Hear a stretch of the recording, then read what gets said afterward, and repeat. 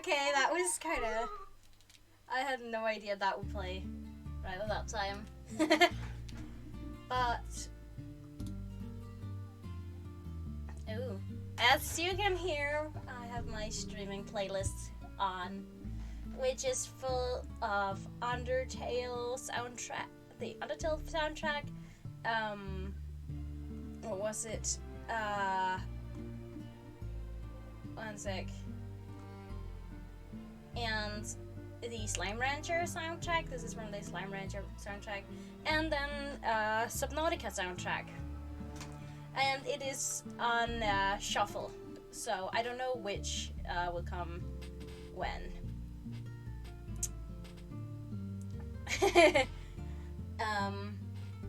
So yeah. So that you won't... so you'll hear a bit from each game, some music from each game in every stream, instead of we just listen to one game soundtrack each stream. But yeah, it's fun. Oh, welcome each and every one. I hope you are doing well. I sure am. Been having a chill day today. You know, just watching some VODs, Rambo VODs. I'm trying to catch up on his side of the Dream SMP. Just started basically, so I have a long way to go. Cause I'm really interested in his lore. You just say if you can't hear the music a lot, if the music's too low, or if I'm too loud. Just remember to tell me these things, because I can't hear myself. Well, obviously I can hear myself, but not like in my headphones. I can't like hear what you hear, you know? It would sound really weird if I could.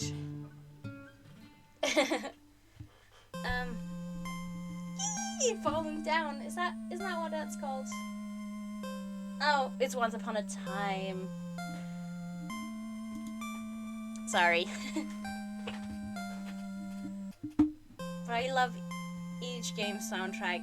It's so well. They're so good. But yeah. If you had not read the title, I am going to be reading again today.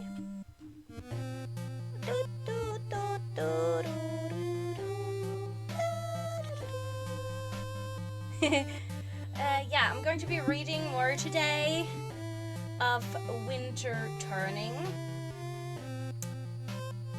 We're over halfway through the book, so we got this stream and then 2 more streams on Monday and Tuesday. And then the book's finished, and then we'll move on to the next one, but, you know. And then we'll move on to the next one in 2 weeks. Yeah. Oh, and tomorrow we'll be starting, playing Little Nightmares. So, if you want to watch that, I won't have a face cam, because I still do not feel great about how I look right now. But yeah, I'll be playing Little Nightmares tomorrow. I'll be starting playing that tomorrow. Ow. I hurt myself a lot. Even during stream, I have too many bruises on my body.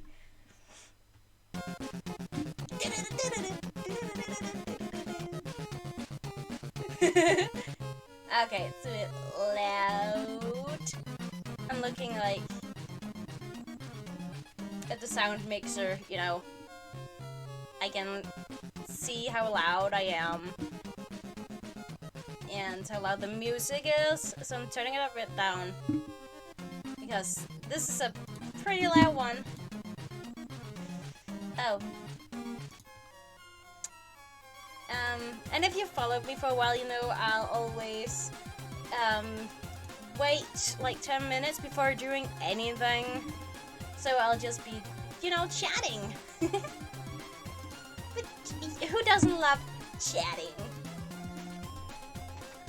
Also, banger music. I love the Undertale soundtrack. It's so good. But yeah. Sorry. But yeah, I hope you got some water with you as well, because we'll probably be here for like 2 hours, maybe. Depending on how long the chapters are.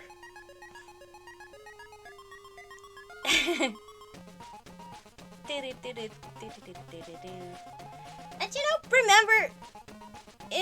remember, you can always just talk to each other and chat. Cause some chaos with each other, but still be kind and respectful. Remember that always. Anyway. We're in Tem Village now. Anyway, let's get to reading, and remember, this is what the cover looks like over here. The cover of the book. Oh yeah, and if you're new, remember to hit that follow button. I would greatly appreciate it. I'm trying to reach affiliate. I can obviously tell I'm not going to reach affiliate before Pride, but maybe during Pride, you know? Because I'm going to be doing something extra during Pride. I still need to talk to people if they want to come on stream and talk about their experiences with their gender and sexuality, and if they have a different name, if they've changed their name, how they found it, and all that. And I'll obviously tell my stories as well. Just reminding you all, and that'll be during my weekend streams when I draw. And I need to figure something out to draw as well. Something that's very gay, you know? Or at least very queer. And this is where my face cam usually is, but now I just have a picture of a statuette, of a little dragon statuette I got. It's so cute. Got it from Geek Gear. Not sponsored. I'm never gonna get any sponsors, so don't you worry. But I'm probably... Yeah, I'm gonna start now. I'm gonna start now. Ooh. Is this from... Oh, it's also from Slime Rancher, this one. I love the Slime Rancher soundtrack. It's so calm and nice. Anyway, Chapter 11. Winter let out a roar and swung his claws in a ferocious arc. The attacking dragon stopped himself at the last moment, just out of range of Winter's talons. He yelped in surprise and fell back with a splash. "Hey!" the new dragon said indignantly. "Rude! You could have taken my nose off!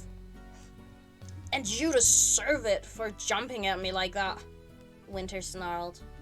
"I was practicing my stealth approach," the dragon grumbled, standing up and shaking off his wet green wings. He was a sea wing, a bit older than Winter, but much scrawnier. "I wouldn't have actually hurt you." "That's true, because I would have ripped off your tail and beaten you with it first," Winter said.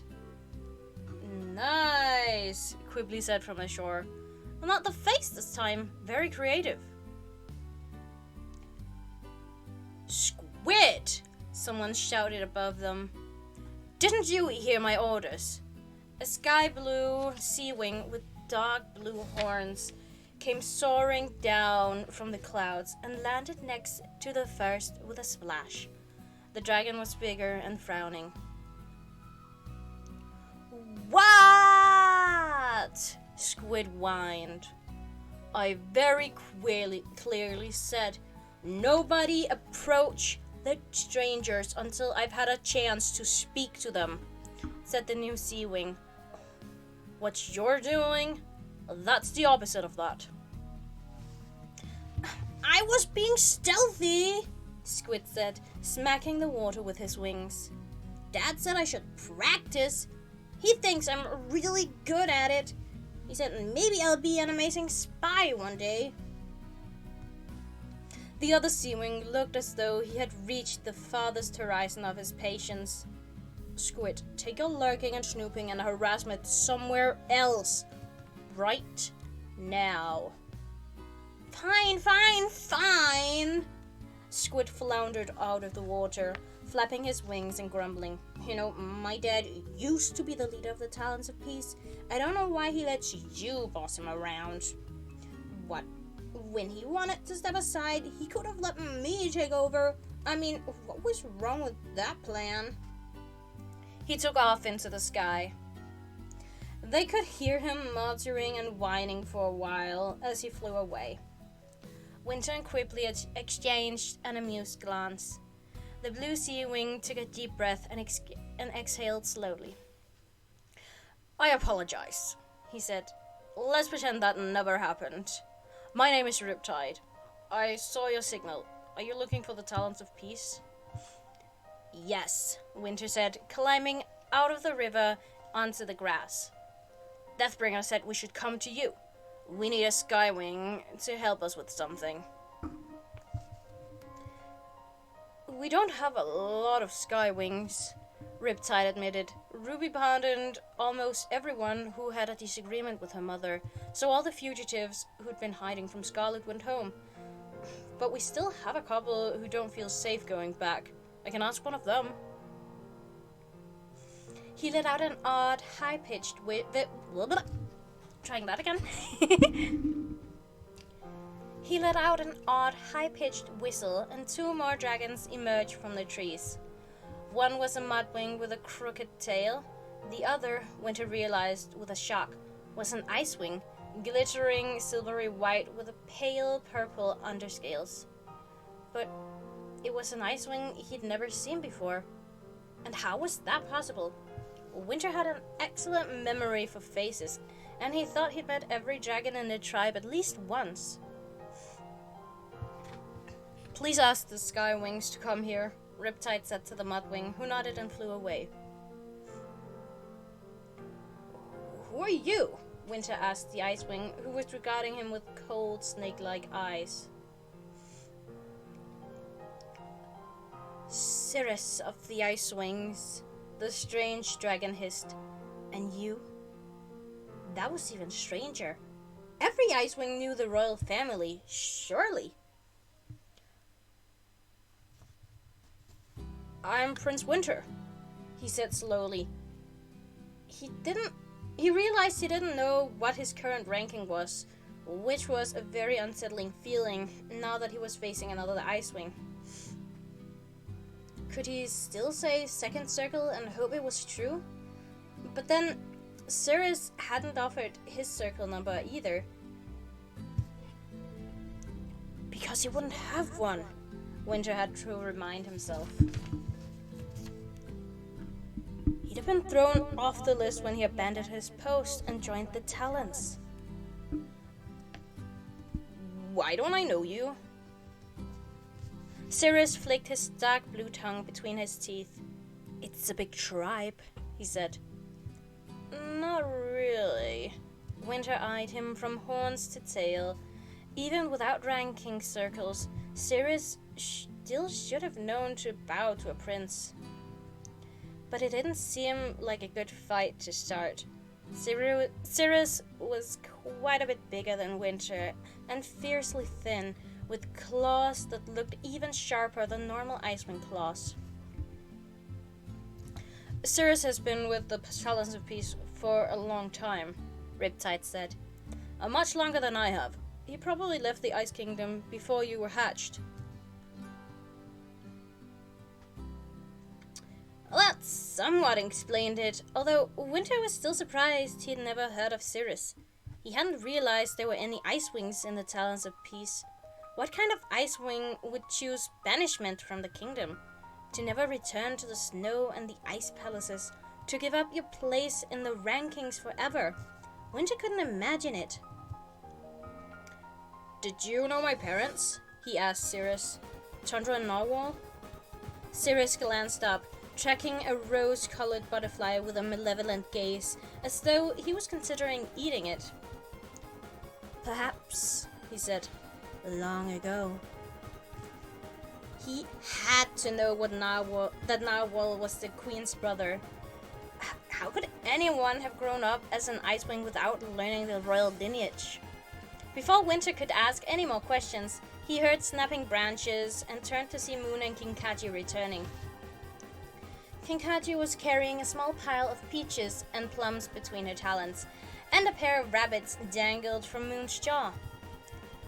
They're with us, Quibbly said quickly as Riptide and Cirrus both bristled. Really? Riptide said. Never thought I'd see a Nightwing and an Icewing traveling together. Or a Rainwing outside the rainforest, for that matter. How did you all come together?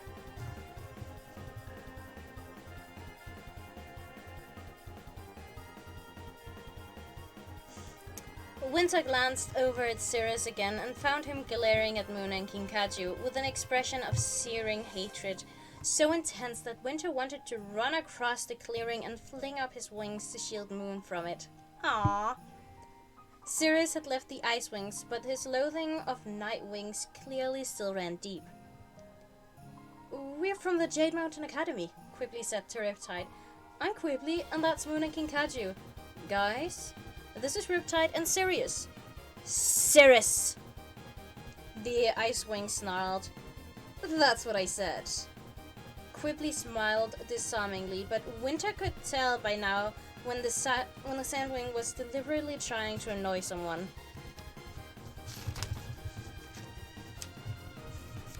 Jade Mountain? Riptide echoed, his whole face lighting up. You must know Tsunami. How is she? Did she send you? Was there a message for me? No, Winter said. I mean, Deathbringer sent us. Tsunami doesn't know we're here. Oh. Riptide's wings drooped. Moon took a nervous step toward him, opened her mouth, closed it, and then blurted.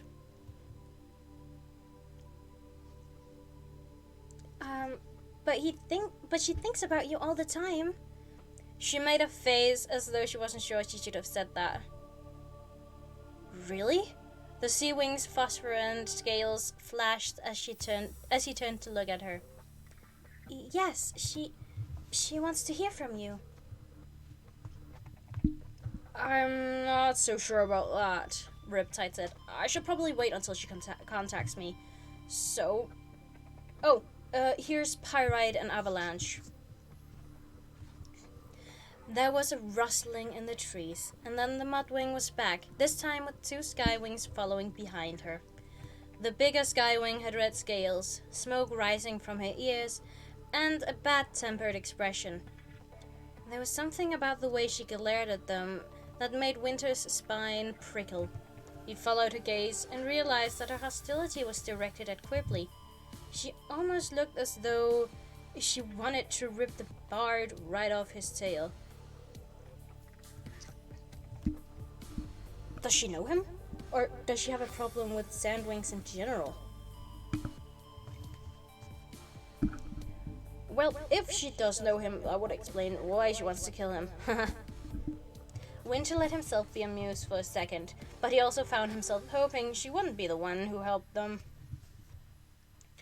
The second Skywing was smaller, and her wings twitched constantly, as if she might take off at any moment. Her scales were an interesting orange color that was close to yellow, like the inside of a peach, and her eyes were a darker shade of orange, like the amber earring Quibbly wore. Around her neck was a small brown pouch on a gold chain. tight as a choker, and she also had a gold nose ring on one side of her snout, which was a jewelry decision Winter had never seen before.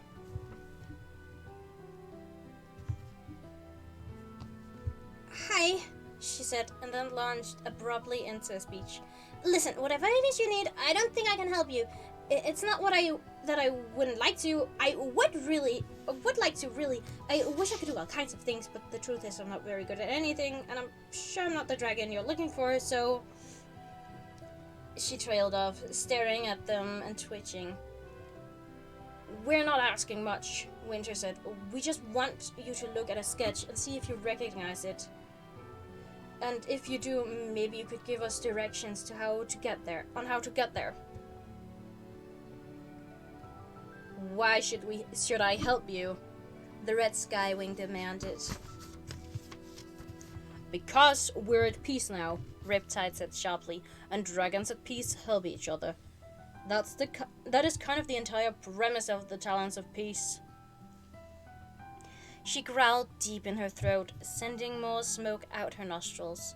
The other Skywing touched the little bag on her necklace and rolling it cautiously and anxiously between her claws.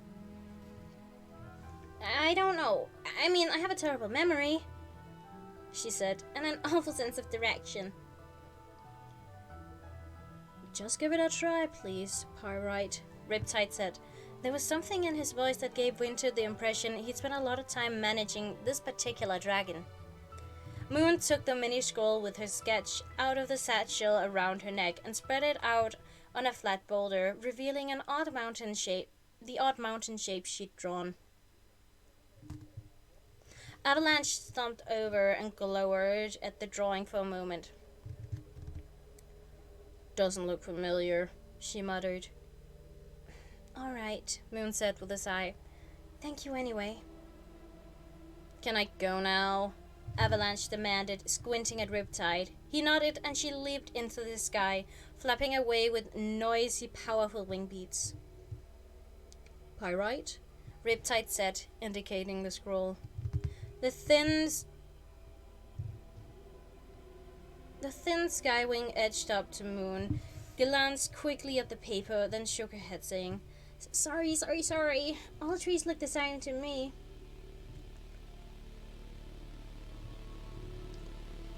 "It's not a tree," Moon said firmly, pinning Pyrite with her gaze before the Skywing could retreat. "It's a mountain. And you do recognize it. Tell us where it is." Pyrite gave her a surprised, guilty look. Winter wondered whether he should warn Moon to hide her mind reading a bit better. "Oh, I suppose it's a bit familiar," Pyrite said, squinting at the sketch again. "I'm sorry, I don't usually, do anything useful, so..." Winter already wanted to smack this dithering dragon. Hailstorm was out there somewhere, alone and trapped. If fidgety Pyrite thought she was going to be the one thing standing in Winter's way, he had a tail full of spikes ready to convince her otherwise. "It's all right. Don't be nervous," Kinkaju said, her scales shifting to a warm golden color similar to Pyrite. "Anything you can tell us will be helpful." "Well, I suppose it's not far away," Pyrite admitted. "If I remember right, it's southwest of the Sky Palace-ish." Quigley said. "Can you be any more specific?" "Maybe you could help us find it," Kinkaju suggested. "Oh dear, no," Pyrite said, stammering and shuffling backward. "I couldn't, I'm sure." Why are you looking for this place?" Cirrus suddenly demanded. Winter had almost forgotten he was there, but he'd somehow crept around until he could see the sketch over Pyrite's shoulder. "What do you really want?"